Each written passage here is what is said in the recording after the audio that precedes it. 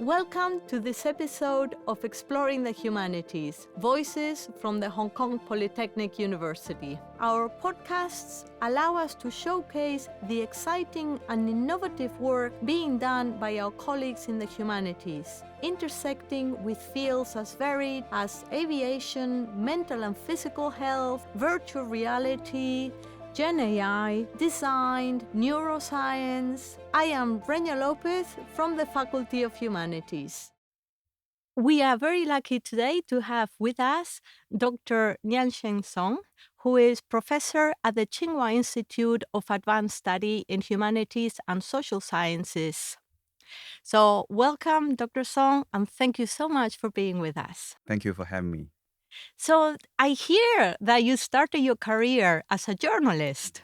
So how come you ended up as a historian, and how did you being a journalist influence the work that you do now? Yeah, glad you ask. I was a newspaper editor for 8 to 9 years until I think it's time to change to find another career. I always liked doing academic work.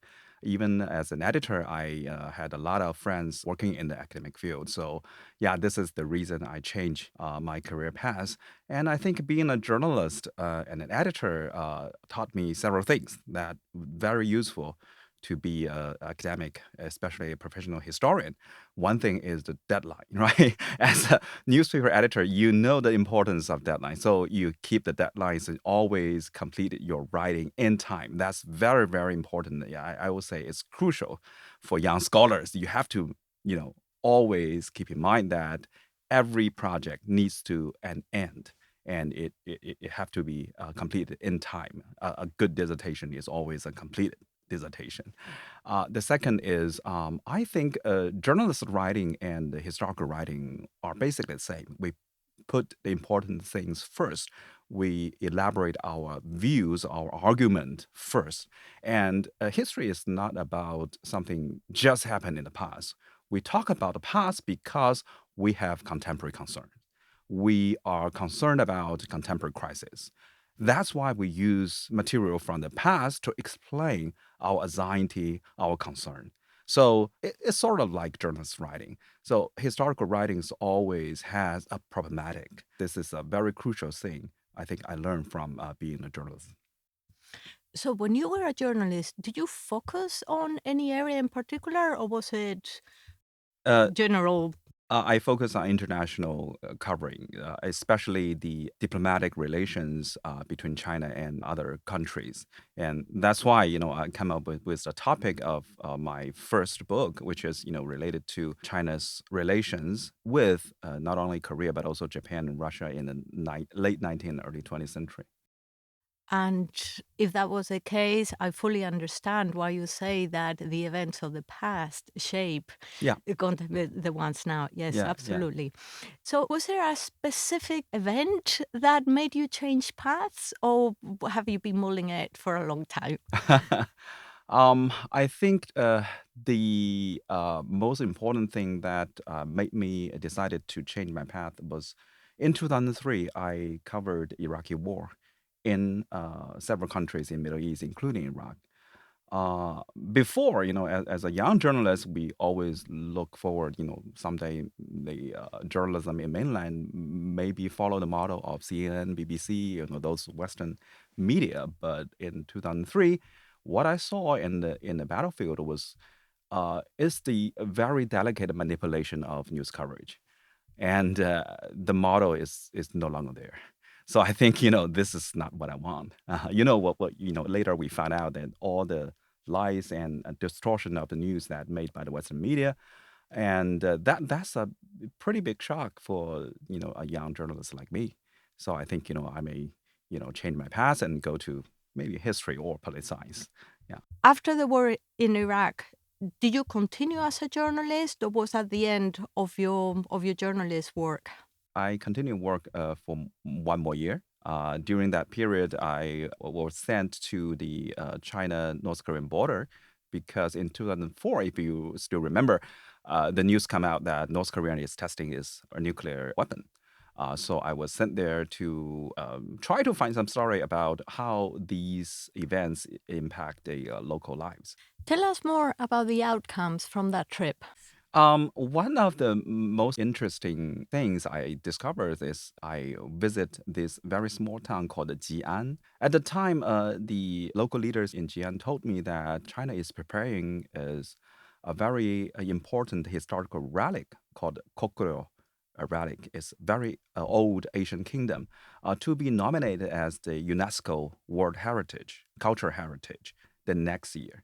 But it's a kind of sensitive because at the time, the North Korea and China are trying to nominate the same relic separately, but all to the UNESCO as a World Cultural Heritage. So this is a little bit politically sensitive. So the local leader told me that you cannot cover right now, but next year when the UNESCO decided to give us this privilege to become a World Heritage, you can cover the story. So I remember that story. And the next year is 2006, I believe. The UNESCO announced that the Kokoro relics in both China and Korea are listed as separate World Cultural Heritage. But it created a huge political tension between China and South Korea, believe it or not. So, long story short, the ancient kingdom of Kokoro have already vanished for over 1,200 years. So during that period, nobody really paid attention to that very old kingdom. It was just disappeared. But suddenly in 2005 and 2006, it became a diplomatic tension, huge diplomatic tension in Northeast Asia, right? Specifically between China and South Korea.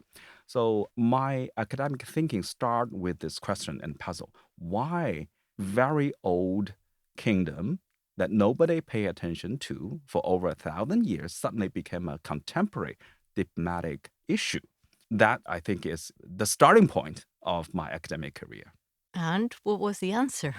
The answer was that in the 19th and 20th century, people in East Asia experienced a huge change in terms of how they view and understand their past. We start to use Western ideas like sovereignty, absolute boundary, and exclusive historical belongings, nationalities, nationalism, to just name a few, to try to categorize our past.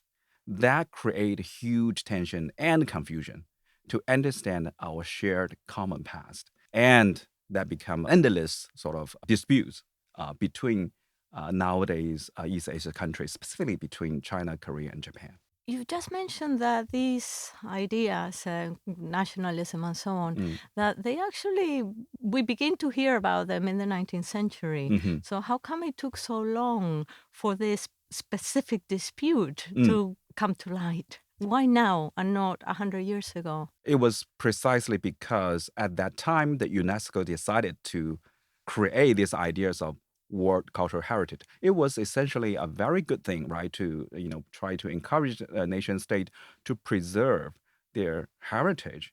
But here comes the thing: when it comes to the true actor of these preservation, you have to rely on nation state. But how can nation state name these relics like this is ours, that is yours, right? Kingdom like Koklio, its territory were nowadays shared by Korean Peninsula and China. So here's some of the question: whether we could, say that Koklio is a Chinese kingdom or a Korean kingdom, and that came up all the disputes and controversy. And ethnically, is it clear where they came from? No, because at the time, 1,200 years ago, there wasn't a modern idea of ethnicity. But ethnically, these people were not nomadic Turkic tribes, were they? No, they were settlers. They built cities, they built forts, and they basically they are agrarian people, right? And what happened to them? During the Sui and Tang dynasty, they rebel against. They create a lot of mass towards the emperors in the Central Plain area, that's China, but also create a lot of controversies and tensions in Korean Peninsula against the other two kingdom, which is Pakche and Shilla. So later on in 8th century, Tang Dynasty allied with the Shilla Dynasty in Korean Peninsula. They joined force and diminished this kingdom. Okay. Yeah. So they really disappeared. It's Yeah. not that they were integrated within the other. The people integrated into part of people moved to Central Plain area in China. Part of moved to they were living move further south to Shilla and Pakche, and some of them create a new kingdom called Pakhai. So this is a very sophisticated scenario when we really look at the people's flow. But if you ask the Kokoro people, whether you believe you're Chinese or Korean, they will say, this is a very funny question because we don't have this idea at all, right? Hmm. Yeah.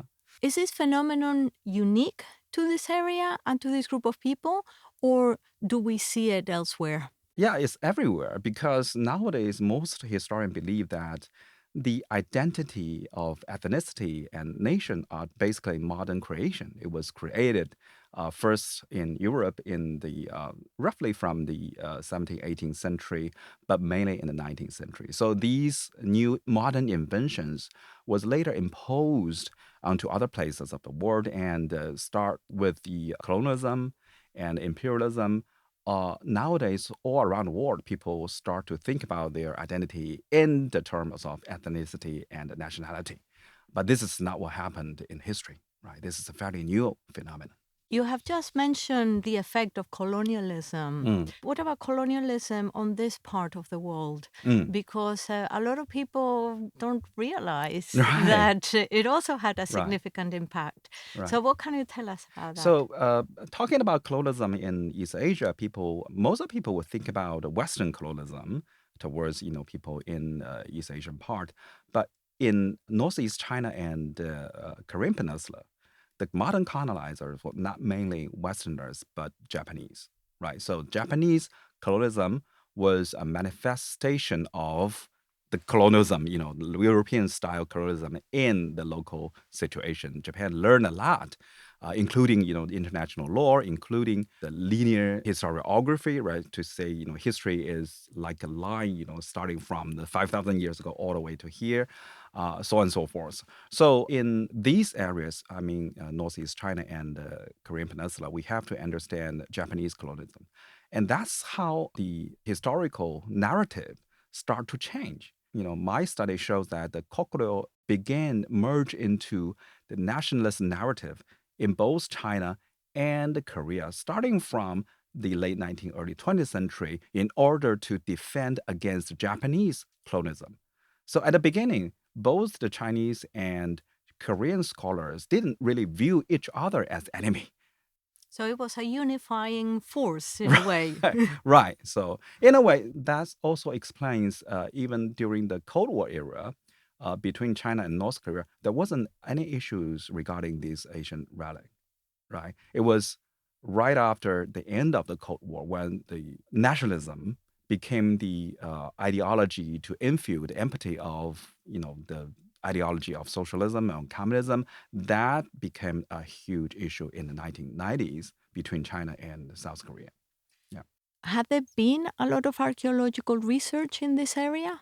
No, no, there was some joint research, archaeological research, but it's purely for the scientific reason. During the Mao's period, nationalism wasn't really the official ideology, right? We believe in socialism and internationalism. So in that period, even in Chinese textbook, Kokleo was described as a quote unquote foreign, part of the foreign history, that is, Korean history. But that Korean refers to North Korea, not just South, right? It's Korean as a whole. But this is problematic because at the local region, people have different, local scholars have different ideas. I mentioned in early 20th century, local scholars start to study these ancient history and refer this as a part of Chinese history in against Japanese aggression, right? So these tensions exist for a very long time until in the 1990s, it became more and more sort of a serious diplomatic problem, right? You have spoken about post-colonial theory Mm, and saying that it might be oversimplifying Asian history. mm, mm. So why have you said that? Well, I myself had, adopt a lot of post-colonial theory, and I really admire the scholarship created and done by the, previous generations of, post-colonial scholars. I really admired their works. But talking about what happened in past in East Asia, right, specifically in this region, we have to understand that the history was long existed before the coming of modern colonialism, right? So post-colonial theory really emphasized these tension between the colonizer and the colonized. They use this lens to analyze a lot of things. It worked in North America and British India, a lot of space. It really worked. But when people start to sort of overuse this framework to analyze what happened in Asian Asia, there comes a hazard, is a danger that to say, well, these group of people were colonizers and that group of people were colonized, right? It's not like that because in this region, people move around, for thousands of years, right? There were always newcomers and there was always the old settlers. And to the extent that you cannot really say that who's the real native people here, who's the true indigenous peoples here. They are all newcomers, especially in the Manchuria in Northeast China. So if we use this lens to say, okay, the Han Chinese were the colonizers, or the Manchus is the indigenous people or native people. What about even older group of people saying, right? So this is not, I think, to say this is a question of colonialism. We have to understand colonialism happened in modern periods along with capitalism and imperialism. We cannot extend these frameworks to the Asian history. Otherwise, these will create endless tensions and arguments. Yeah. So is there something that could replace it as a framework? Well, history, right? I think, just read history and understand that fluidity, communication, and, are the persistent theme and communication, right? Cultural communication, a persistent theme in these regions. There is no necessary to draw a clear cut line between this group of people and that group of people. We all mingled together, for a very, very long time. I think this is very important to understand not only Chinese history, but also history in the entire region.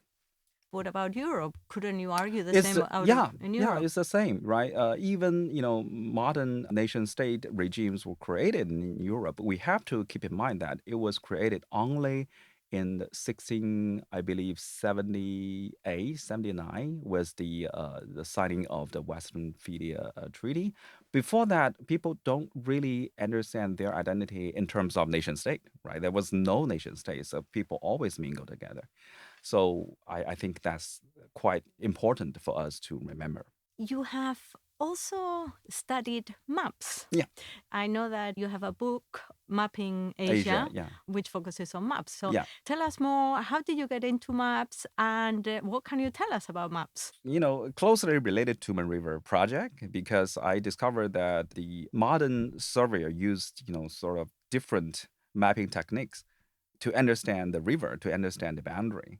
So I start to wondering, what is really the difference between the so-called modern cartography and the traditional cartography. That's the reason I start to, look into the history of maps, and it's the same concern about boundary that draw me to the study of maps and cartography. Because you see, when every time I ask my student, what do you think about boundary? They thought, boundary is the line drawn on maps. This is the very sort of standardized image. When we think about modern maps, it's all in absolute boundary. But when you actually physically in the region, you will see that the absolute line is absolutely nowhere to find, right? It's not there, right? People came back and forth, or in certain area there was, checkpoint and barriers, so on and so forth. But boundary is always very flexible. It has a lot of the porous for the capital, for the people. It was never an absolute line. But My question is, how come nowadays people understand boundary in this manner, in this style? Again, this is a very new phenomenon, right? So I studied Asian maps. Asian maps, there wasn't very clear cut boundary dividing to state. The in Europeans' case, the state can, simultaneously at different location. Like there's enclave, there was, overlapping, there was, buffer zone. It was the same situation in Asia. So my basic question is how people start to view space in the modern sense of territory, right? Land become territory, country become nation, right? And people become, with nationality, very clear cut boundary dividing us. So that's the basic concern for me to writing this book, right? And here in Asia, when does land become territory? Again, I will argue that it was with the coming of the international law regimes in the 18th and 19th century, specifically in the late 19th century. And in the early 20th century, every people start to emphasize the importance of the clear-cut boundary and importance of territory. That's understandable because Asians were under the severe colonization, either from the West or from the Japanese. That's, a gesture of defense for them. So, do you see a difference then in the maps before that period and after? Sure, sure. Very obvious when you check the beautiful drawing map, and I won't go so far away, so long ago. Let's say 16th centuries, right? People emphasize the domain a lot, but never a very clear cut boundary, right? Say in both China and Japan, they put themselves at the center of the universe, but at the same time aware the existence of other countries, other civilizations. But there wasn't really a need to say we have a very absolute line to dividing us from them, right? There was always a gradual sort of faded way of our control or our civilization to the faraway frontiers, right? To the other places. We don't have to care about them. We emphasize ourselves. So in a lot of maps, including Korean maps and Chinese maps and Japanese maps, China, Korea, and Japan were depicted as the largest entity or the second largest entity in the case of Korean maps. The biggest is China. But other frontiers and surrounding countries were depicted as smaller. It's not to say that they are not important. It's just to say that these are the places that our control cannot reach, right? So this is a very different ideas of seeing the world, seeing the universe than the contemporary sort of modern cartographic idea. And if there were any borders drawn at all, were they actually lines on the map, or would they use mountain ranges or rivers to There were signify great those walls, borders? right? There were coastlines, of course, but other than that, there was not modern sense of boundary. For example, it's also related to my study of the Tumen River. Tumen River was there, right? The river was depicted here as the division line between Manchuria, China, and the Korean Peninsula. But the way to understand the significance of this river are different, right? They were not like latitude and longitude depiction of these two river in the ancient maps. There was no need to do that because river demarcated two country, but also connected two country. So the two country can decide their relative location on the map based on these landscape. It was very, very different from nowadays ideas of state boundary. So, in the case of the river, the Tumen River you mentioned, I'm assuming that that river, like many others, might have actually changed course over Mhm. history. Sure. So, when it did that, did everybody agree that the one bank was one country, the other bank would have been another country, or Mhm. were they fighting over the territory they might have lost? Well, this is a very, very good question. Like you said, not only Tumen River, but Yalu River, the other boundary river between China and North Korea, are changing course over time. Let me give you a very small example. At the mouth of the Tumen River, there used to be an island called the Lutun Dao, Lutun Islands, located exactly in the mouth. We saw that on the Asian maps. But nowadays, because of the change of the topography, that islands were no longer there. It connect with the northern part of the ban. And in 1860s, China was forced to sign a treaty with Russia, where Russia expanded its territory all the way to the mouth of the Tum River. That's how nowadays Russia and North Korea connect, right? So this 15 kilometers boundary between Russia and North Korea. But the problem is the treaty only say that China yelled these territory to Russia, but the small islands was once occupied by the Korean farmers. So even after the treaty was, sort of signed, there were still some families living on that island, that Korean family living in that island. So contemporary, some Korean activists argue that China has no right to yell this island to Russia, but at the time it was not island at all, right? So this is showing how the natural change can also create a massive situation for the political decision or political understanding of modern territory and nation states. And as you mentioned at the beginning, would it be fair to say that the people in the island, for example, in the 16th century, they probably wouldn't have cared whether they were on this side or the other side, and it has only become an issue after the late 1800s with these ideas of nationalism developing? I Would think that I think you can say that because for people living in the border land, border region, what they really care is where I can get the food, right?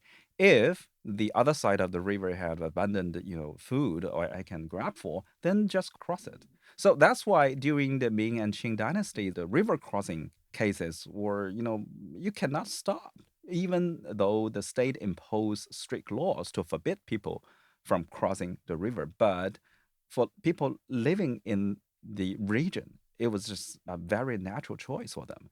It was also the case in 1990s. You may heard of there was a great famine in North Korea, and then a lot of North Korean refugees crossed the boundary to seek help in China's Yanbian Korean Autonomous Region, and they got help. It was happened all the way from like Ming Qing dynasty all the way to here. So people across the river helped each other all the way. Yeah. so? Again, would it be fair to say maybe not an improvement? No, if you ask a historian, right, the historian will always say, "Wow, this is nothing new," right? It's always like that. So, are there any last thoughts that you would like to share with us? Anything that you're working on at the moment that we haven't Oh, covered? the reason I was invited to visit your beautiful campus is, I just published my second English monograph, which tells nearly 4 centuries history of a very small neighborhood in Shenyang, the largest city in Manchuria. So I just very briefly give you an outline of the book. Is the neighborhood is called Xita. It's very small. It is right in the center of the downtown Shenyang. The reason I picked this very small space was because over the course of 370 years, it was experienced multiple metamorphoses from a Tibetan Buddhist center to a railway competition place. And after the colonizer, the Russian and the Japanese create this railway space in the city experienced rapid urbanizations. And later on, it attract a lot of Korean refugees to resettled in this small area. It became a Korean space, and in the socialist area, located very close to the industrial zone of Shenyang. So it obviously was part of the socialist working class residents and factories there. And in the 1990s, when Manchuria experienced economic downturn due to the collapse of the former sort of central plan economic system and suffer from new liberal sort of economic development model, but these enclaves surprisingly thrived because it attract a lot of South Korean investments. So I use this small space to demonstrate the macro level change in not only China but East Asia for over nearly 400 years. We look forward to reading the book Thank and you. listening to the lecture later on. Yep. So, thank you so much. Thank you. And it has been a pleasure talking to you and My pleasure. learning about all of this history. Yeah. Thank you. Thank you. Yeah. Thank you for joining us on Exploring the Humanities from the Hong Kong Polytechnic University. For more episodes or information, visit our website or follow us on Spotify. Stay tuned for discussions with leading voices from the Faculty of Humanities and beyond.